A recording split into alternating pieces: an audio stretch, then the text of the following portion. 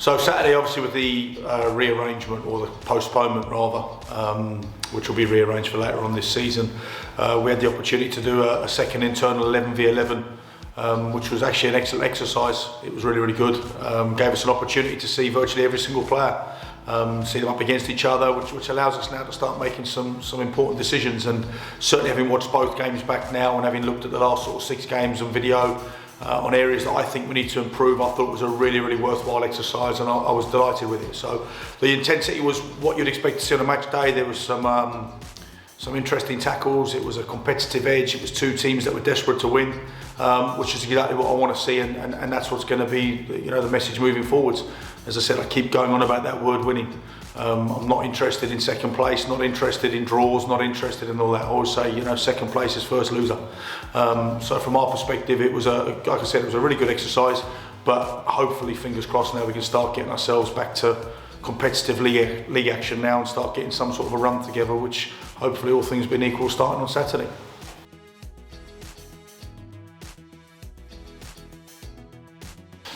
So with regards to the squad, James Verney's returned to Berkhamsted. We'd like to thank James for his time, albeit quite a brief one, with us, but he goes obviously with our best wishes. With regards to new additions at the moment, got a couple that I'm looking at that we might act upon in the next week or 2. But again, it'll all depend on how well certain players deliver over the next 2 or 3 games. And what we have got on Saturdays, we've got a lot of players back. I think the game will come a little bit too soon for Liam McCrowan. We've got to wait and see with Alfie Osborne. I think his stitches have now dissolved. He's got a nice scar, which is something I asked of the group to start getting. That's life. Hopefully we'll have a few more of those as the season progresses, and he will hopefully be back on Saturday. If not, he'd be good for Tuesday. And like everything I keep saying to the players here, it doesn't change. It's what I'd call a very dynamic squad, and what I mean by dynamic is the fact that if you are somebody that misses a game for a week because you've got a sniffle, you've got an illness, you've got a family wedding, you've got whatever, that can lead to being out of the team for 8 or 9 weeks, because I always say I don't pick on reputation. It's step 5 football at the end of the day, without being controversial. You certainly don't pick on reputations at this level. What you do is you pick the best players to win games of football, and if people come into the group now, and we've got a couple coming back that have got a point to prove, if they get their opportunity and they take it, ultimately they stay in the team. And that's the message I keep saying to the players. As I said, there's not a single player in this group, not one of them, that is a cast iron certainty every single week. It's pressure for places, and that was again personified over the last 3 weeks without a game, when training levels have been up. The 2 internal games have been very, very good, and that's got to be the case moving forwards now. It's like I said, it's the best 11 play. I know it sounds horrible, but the reality, you speak to any football manager up and down the country, 1 to 11 are your most important. 12 to 16 are also very important, because they can change the game. But let's be honest, anything outside the 16 on a match day is no real good to you.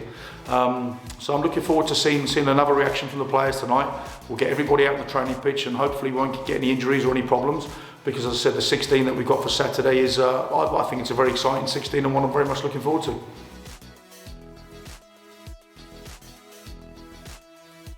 Yeah. So like I've said in every previous podcast, whenever I've spoken about Ardley United, they were a side last year that I thought, probably the league table in the end wasn't actually where I thought they should have ended up. I think they're a very, very good side. The manager there is one of the few managers at the level that I have a lot of time for. I've got to like him. He's a proper guy. He doesn't stand there trying to get players sent off every 30 seconds. He's a good guy. He's assembled a very good squad. He's got, last season the side did very well, but like anything, they ran into a fixture backlog last couple of weeks of the season, when I think they were playing 4 games a week, and unfortunately it looks like with the amount of games we've got coming up, we could have a couple of those weeks if we have any more postponements. So what we do know with them, they've got experience, they've got a couple of very exciting youngsters in their group. I think it's no surprise really when you look at the last 3 league games we've played them. 2 have ended up 1-1 draws, and then obviously we got a last minute winner in the final game of last season. So I think it'll be again very small margins on Saturday. I think it'll be a tight game. The squad that we've gone with, the lineup that we've gone with is what we feel give us the best chance of winning. It's as simple as that.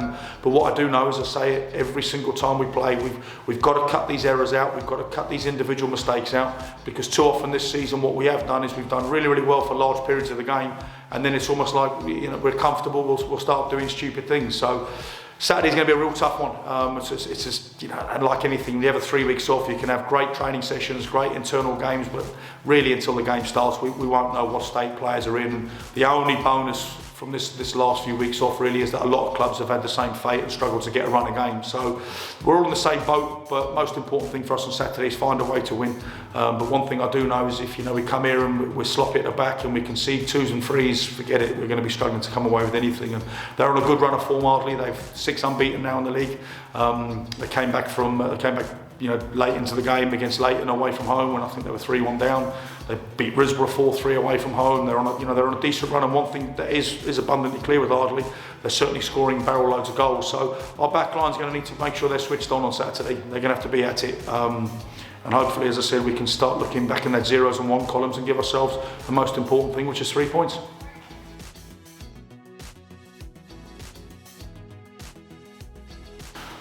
So yeah, we finish on Saturday and then we go into an away game. Like I said, it was weird. About 3 weeks ago, after the St Pantilimon game, I was talking about 3 games on the road and the need to travel well. And then we've not gone away from home at all for the whole of January. So it's a tough one. They're all tough ones, but Tuesday nights always throw up some even tougher fixtures because players have got to travel from work. They've got to get across places. It's not going to be an easy place for us to get to. But really, when the whistle blows, it's 90 minutes. It's 11 v 11, and it's the best team wins on the night. It's as simple as that. So what we have to do is first and foremost get through Saturday. That's all I'm really caring about at the moment. We'll deal with Hoddesdon on Sunday. We'll worry about that then. But like I said, they've had some good results. They've had some not so good results. I know they had a poor result recently at home to Leighton, so it's inevitable they're going to be looking to bounce back. And it's like I said, every game at this level is tough. You don't ever look at any of them and go, well, that's a 3 points. And I've not been to Hoddesdon myself before. I don't know what we're walking into. Some of our lads have. But like everything, as I said, it's about making sure we do our jobs, we do things correctly.